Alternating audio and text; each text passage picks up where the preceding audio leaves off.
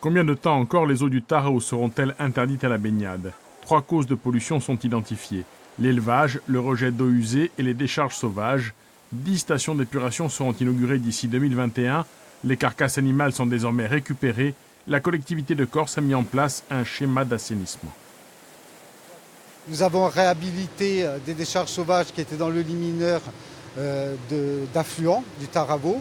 Nous avons également traité et mis en défend des zones de rejet de déchets qui étaient situées en bord de route.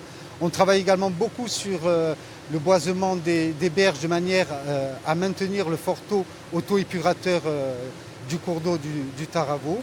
L'arrêté préfectoral d'interdiction de baignade du Tarao qui englobe le tronçon Pont de Pine ou Pont d'Abra est reconduit depuis 2008. En revanche, l'Agence régionale de santé confirme que les autres eaux sont de qualité. Seul le Caavu, au nord de Porto Vecchio, fait l'objet d'une surveillance particulière pour la bilharziose. Nous exerçons une surveillance environnementale chaque semaine. Nous collectons les bulins. La maladie peut se développer que s'il y a des bulins. Ce sont des escargots d'eau douce.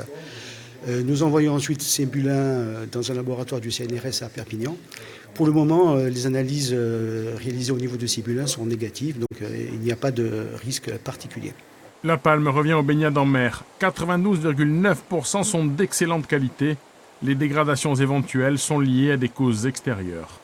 En mer, les causes sont multiples. C'est souvent après des épisodes pluvieux, et donc ça, c'est un message important.